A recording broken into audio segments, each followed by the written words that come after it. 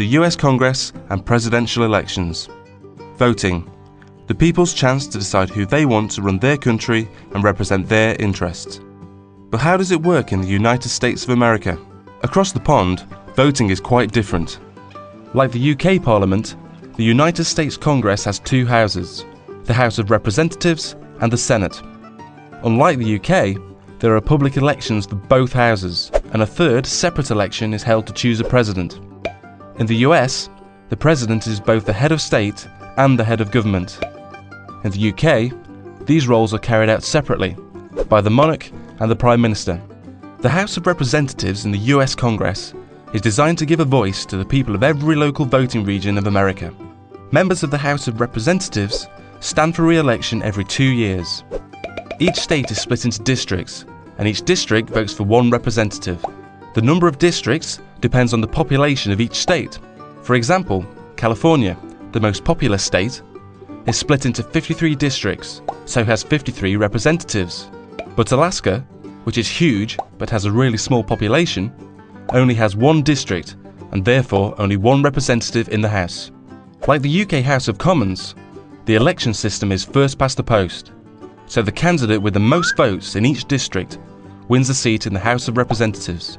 The party that wins a majority of seats in the House takes control. The ideal situation for a president is that the House is controlled by their own party.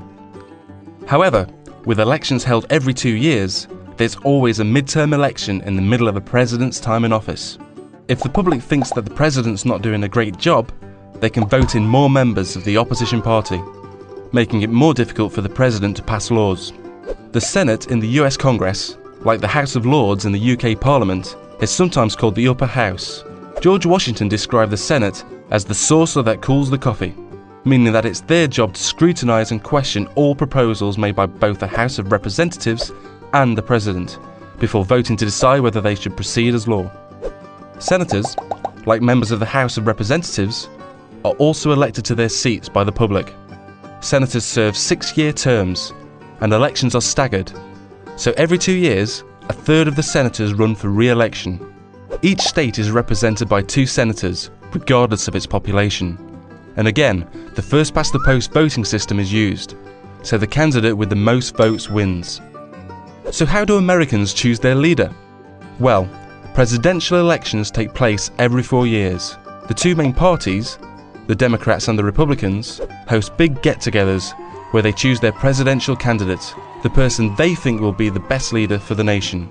The winning candidate then chooses their vice presidential candidate, also known as their running mate, to help support the campaign. Presidential candidates usually choose someone with different areas of skill or knowledge, so they present voters with the best package. Together, they're known as a ticket. Presidential candidates from both parties then start out on massive election campaigns to gain as much voter support as possible.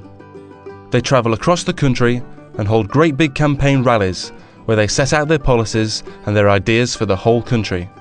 These campaigns cost money, lots of it, so both candidates have large campaign teams who help raise the tens of millions of dollars needed to keep them afloat.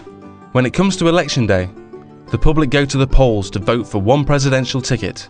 So far, so easy. However, the public don't vote directly for their choice of president. Instead, a system called the Electoral College is used. Each state is allocated a number of electors that will make the final choice. A state has the same number of electors as it does senators and representatives. In most states, all the electors will vote for the presidential ticket which received the most support in the public vote. Finally, the presidential ticket with the most Electoral College votes becomes President and Vice President of the United States of America. So that's how things work in the US. A democracy like the UK, but on a much larger scale.